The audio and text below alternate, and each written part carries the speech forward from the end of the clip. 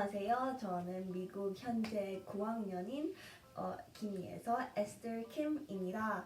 저는 오늘 첫 유튜브 비디오인데요. 근데 제가 처음 미국 와가지고 학교 들어가기 전에 알았으면 너무나 좋았을 것들, 그리고 혹시 곧 미국 유학생이시거나 아니면 미국 이민 올 계획이 있으신 분들, 그런 분들이 에게 꿀팁 그런 것도 나누고자 합니다. 자, 그러면 Let's go! 자, 미국이랑 한국이랑 이렇게 학년을 세는 방법이 완전 다르거든요. 근데 학년을 어떻게 계산하는지 알아야 다른 것들이 다 이해가 되니까 먼저 학년 계산법에 대해서 알아보도록 할게요. 미국은 초등학교가 elementary school이라고 부르는데 그게 1학년부터 5학년까지 있어. 6학년이 아니라 5학년. 그래서 그게 초딩이고 중학교는 근데 중1 그게 아니고요.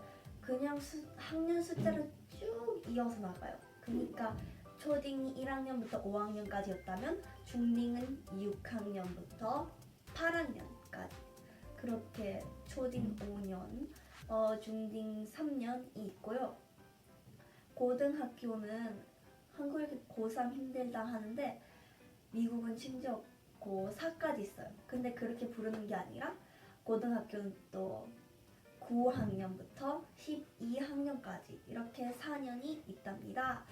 저는 현재 그 중에 고1 한국으로 하면 9학년이고요. 네, 알거든요. 여기는 중학교랑 고등학교 둘 다 8교시, 무려 8교시까지도 있어요. 근데 처음엔 뜨아 했는데 그럴 만한 이유가 있는 게 뭐냐면 과목이 8과목인데 그게 1교시부터 8교시까지 매일 그대로 365일 똑같아요. 그러니까 8교시를 할 수밖에 없는 거죠. 근데 8교시나 해도 집에 많이 늦게 들어가지 않을 수 있는 이유가 뭐냐면 좋은 걸 수도 있고 나쁜 걸 수도 있는데 쉬는 시간이 없다고 보시면 돼요.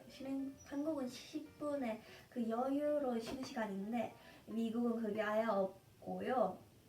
대신 passing period, 그러니까 passing이 지나다, period이 그 시간이죠. 그게 뭐냐면 쉬는 시간 같은 건데 쉴 수 있는 시간은 없는 쉬는 시간 같은 거예요. 그러니까 그게 뭐냐면 미국은 막 예를 들어 1교시 수학이면 2교시 영어고 그러면 같은 반에서 듣는 게 아니라 영어는 또 다른 반을 이렇게 걸어서 가야 되거든요.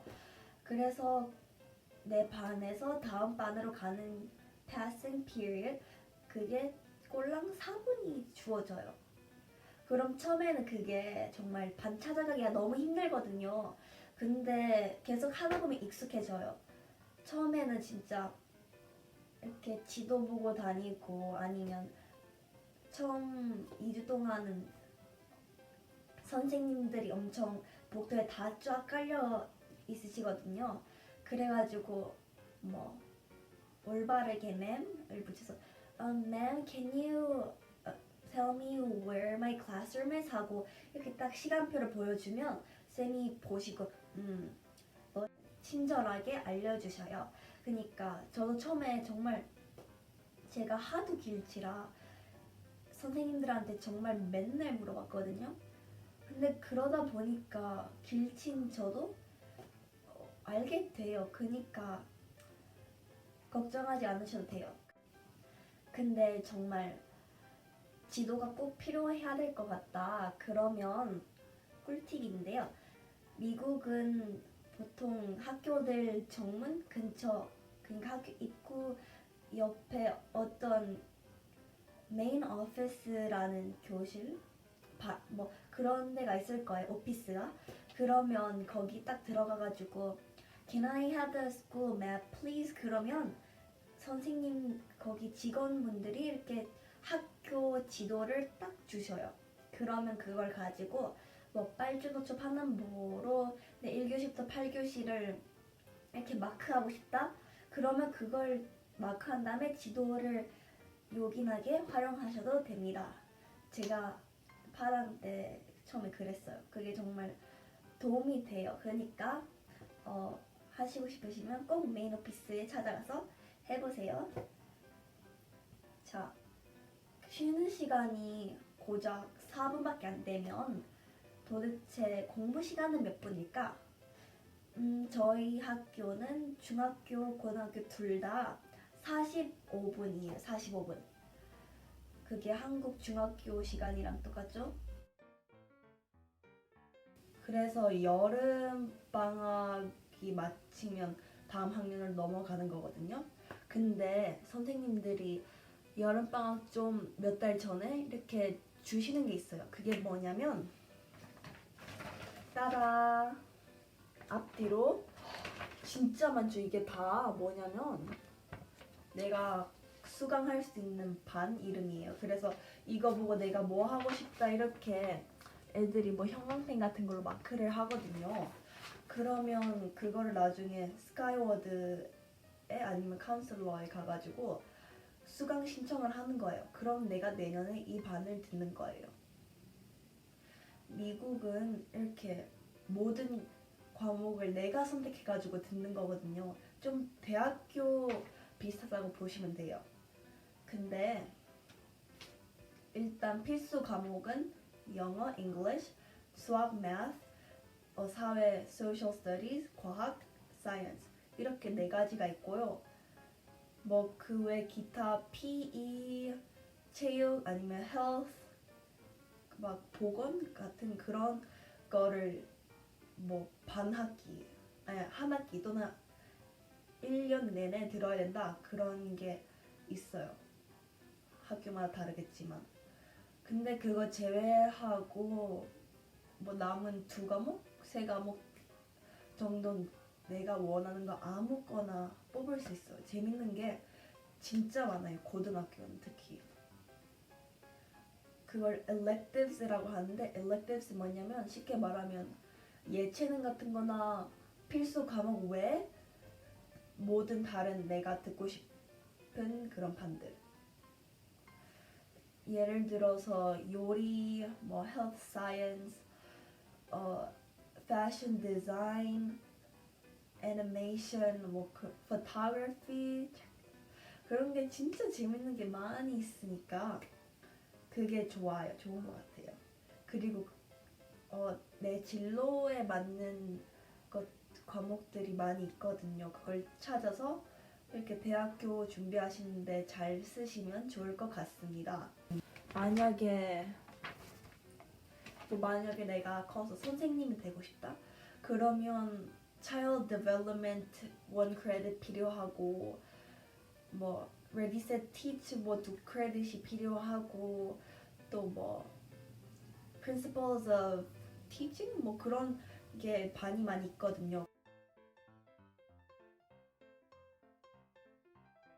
근데 또 이 반들을 보면 특이한 게 뭐냐면 미국이 한국은 정말 정해진 그 과목이 있으면 그 학년 때 애들은 다 똑같은 과목들 듣잖아요. 똑같은 반에.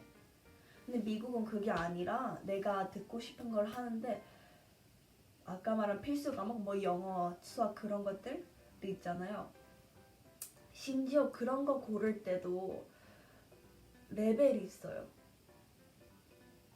레벨이 2개에서 3개 뭐 그렇게 있는데 특히 고등학교는 AP라는 것까지 있는데 레귤러, 프리-AP, 어떤 학교는 어너스라고 부르고 AP가 있어요. 내가 처음에 미국 와가지고 이거 고르라고 했을 때 진짜 멘붕 됐어요. 이게 뭐지? 레귤러 반은 뭐냐면 이렇게 좀 1단계 가장 낮은 반인데 이렇게 낮다고 나쁜 거는 절대 아니고요. 숙제가 적어요. 숙제가 정말 적어요. 정말 심지어 고딩인데도 집에 가가지고 할 숙제가 거의 없는 그런 게 바로 레귤러예요. 레귤러는 진도를 진짜 느리게 빼거든요. 그래가지고 좋은 점은 정말 숙제 막 높은 반에선 다 숙제로 내줄 그런 것들을 레귤러 학생이면 나는 그걸 반에서 다 하고 있을 수 있는 거야. 그리고 이해력이 좀 난 늦다 싶으면 진도 늦게 나가고 질문도 많이 할 수 있으니까 좋고, 그게 레귤러예요. 근데 나쁜 점이 있다면 레귤러는 멀티플라이어라는 게 없거든요. 멀티플라이어가 뭐냐면 만약에 내가 프리에이피 아니 어너스 반을 듣는다. 그게 높은 반인데 그러면 내가 지금 시험 맞은 거 토탈 평균이 뭐 70점이다? 근데 프리에이피면 멀티플라이어가 막 곱하기 몇 점이 돼가지고 막 80점, 90점으로 이렇게 확 뛸 수 있는 거예요. 근데 만약에 레귤러에서 내가 70점을 맞았다?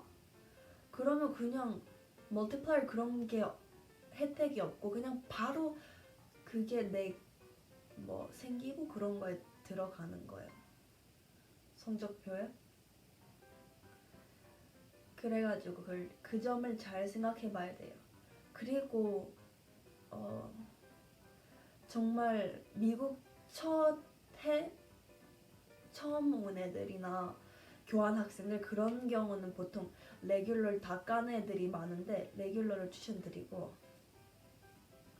근데 만약에 미국에서 내가 계속 초딩부터 살았다 그런 애들은 프리에이피를 더 많이 듣는 것 같아요.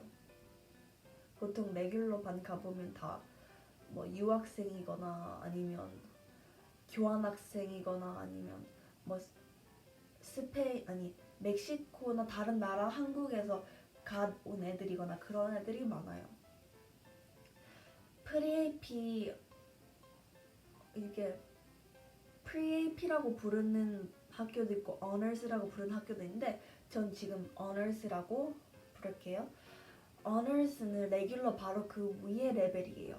근데 아까 말한 멀티플라이어가 정말 좋거든요. 내가 만약에 시험 망해도 이렇게 좀 더 올라가고, 그니까 애들이 다 그 멀티플라이어 하나 받으려고 다 그 숙제는 비록 진짜 많지만 그 반에 들어가는 거예요. 자, 그렇다면 안 좋은 점이 뭘까? 숙제가 겁나 많아요. 숙제가 집에 가가지고 정말 하루 종일 숙제만 하고 정말 잠잘 시간 벌써 다 됐어. 그래도 과언이 아니에요. 진짜 숙제가 많고 뭐 맨날 아니면 이틀에 한 번씩 맨날 나오고 프로젝트도 많고 그래요. AP, GT 그런 높은 반들 있어요. 그게 뭐냐면 GT는 제가 알기로는 중학교부터 있는 것 같아요. 그게 뭐냐면 GT가 Gifted and Talented의 약자인데 Talented? 그러니까 한마디로 한국말로 영재반? 그런 똑똑한 애들이 듣는 반이에요. 근데 그 GT반은 뭐 사회나 그런 건 없고 영어랑 수학 그거 두 개밖에 없어요. 제가 듣기로는 영어는 보통 레귤러나 프리에이피 어너스 들으면 숙제가 별로 많이 없거든요. 근데 GT를 들으면 영어가 잉글리시인데도 진짜 숙제 많고 책도 1년에 몇 권씩 같이 읽고 거기에 또 테스트 보고 그런 게 엄청 많다고 해요. 그리고 수학은 전 작년에 미국 처음 왔을 때는 그냥 프리피 어너스였는데 선생님이 GT 시험을 쳐보라고 추천하셔가지고 쳐가지고 합격을 했거든요. 그래서 전 9학년 때부터 GT 수학을 듣고 있는 GT 어린이인데 GT 영어는 좀 많이 빡세고 힘들대요. 근데 수학은 많이 어렵지 않고 제가 정말 잘난 척 하는 게 진짜 아니고 한국에서 수학을 잘한 편이 절대 아니거든요. 그냥 저는 뭐 초딩 때는 그래도 괜찮게 했는데 중딩 때 그냥 평균이거나 정말 절대로 한국에서는 수학 잘한다는 말을 들어본 적이 한 번도 없는데 미국 와가지고 진짜 수학 잘한다는 말 너무 많이 듣는 거예요.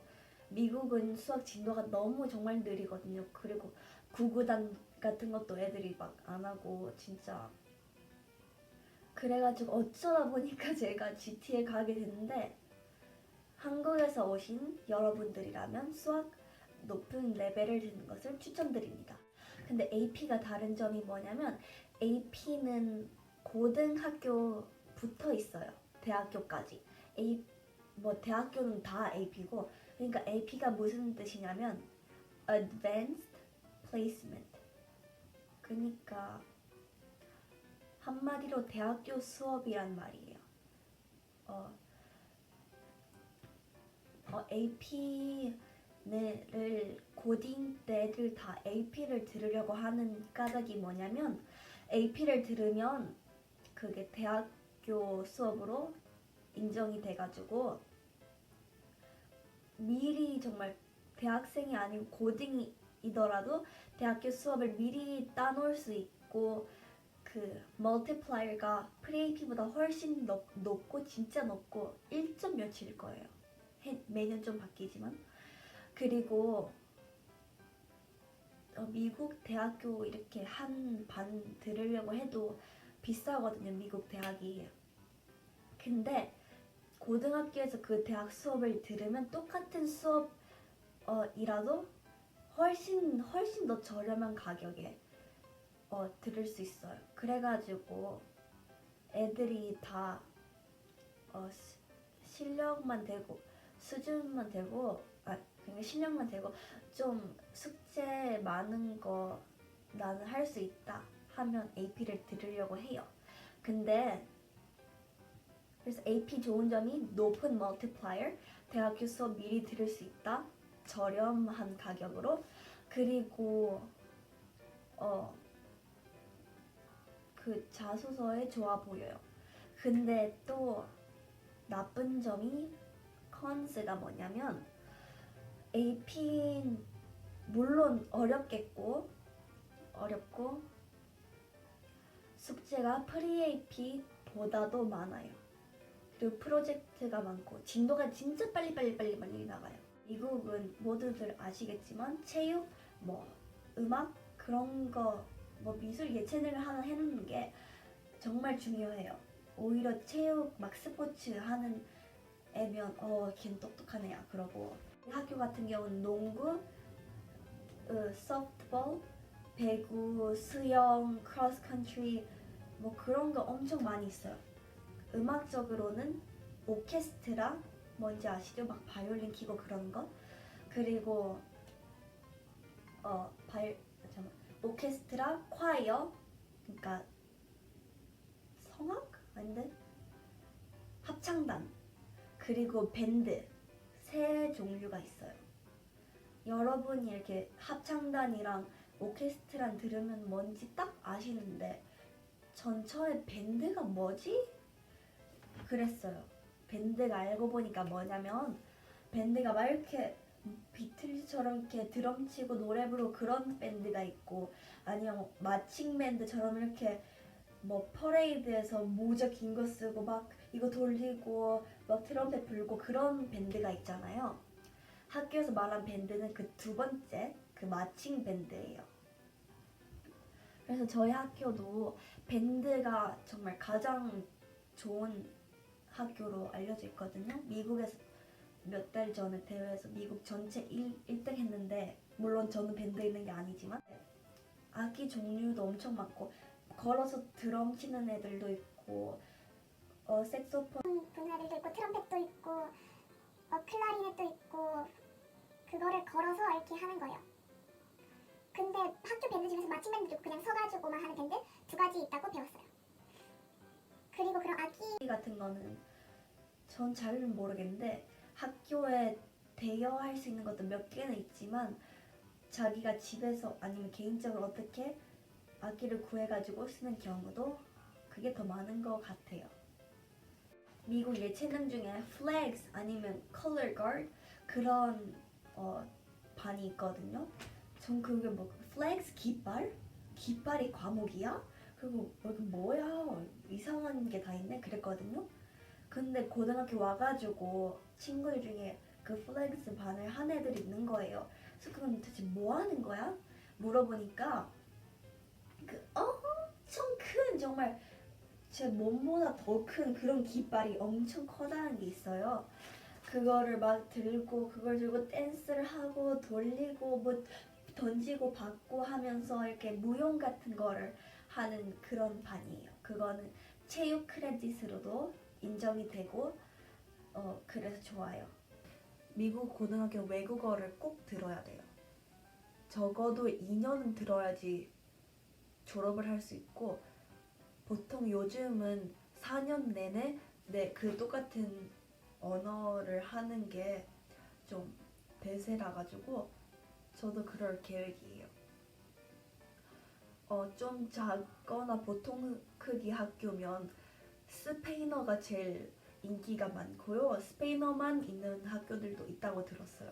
저희 학교는 전교생이 4,500명이라 가지고 진짜 커가지고 언어 종류가 다양해요. 외국어가 스페인어, 독일어, 프랑스어, 중국어, 일본어 그리고 그 사인 랭귀지 수화까지. 자, 오늘의 마지막 제가 설명해 드릴 거는 스카이워드라는 앱이에요. 모든 미국 학교들이 쓰는지는 잘 모르겠는데 아마 그럴 것 같아요. 텍사스에서는 스카이워드라는 앱을 쓰는데 그게 뭐냐면 미국은 정말 중요한 게 중간고사, 기말고사 한국은 그거가 제 성적표를 완전 그냥 차지해버리잖아요. 비중이 정말 크고 기말고사 망하면 내 그냥 성적 다 망한 거고 근데 미국은 그럴 걱정 크게 하실 필요가 없는 게 미국은 정말 1년 내내 쪼매난 시험들 아니면 퀴즈들 아니면 데일리 그레이드 숙제들 그런 게 진짜 많아요. 그래가지고 그 시험들 막 일주일에도 몇 개씩 보고 하루에도 몇 개씩 보고 그런데 그게 쌓이고 쌓여서 평균이 내져가지고 제 파이널 마지막 성적이 되는 거거든요. 근데 제가 그 이 숙제 몇 점 맞았는지 이 테스트 몇 점 맞았는지 그걸 다 알고 관리를 해야 될 거 아니에요. 그게 이 앱으로 다 나오는 건데 쉽게 말하면 성적표 앱 그런 거예요. 그래서 쌤들이 오늘 시험 쳤으면 뭐 내가 내일까지 점수 올려놓을게 해서 보면 딱 나와 있고 내 현재 평균이 뭔가 이렇게 나와 있고 내가 1학기 평균은 이것이고 그게 다 나와 있는 이런 편리한 앱이에요. 핸드폰으로 보는데 이게 제 학교 앱들이에요. 제가 많이 쓰는 앱들. 여기 스카이워드 한번 비밀번호를 치면 보통은 파란색인데 제가 핑크색으로 바꿨어요. 이렇게 많이 있거든요. 이 중에서 이게 중요한 거예요. grades. 이게 내 성적표인데 그거를 누르면 이렇게 제 성적이 다 나온답니다. 미국 유학생 아니면 뭐 교환학생 뭐 그런 분들에게 유용한 정보들 꿀팁이었고요. 구독과 좋아요 눌러주세요. 빠이.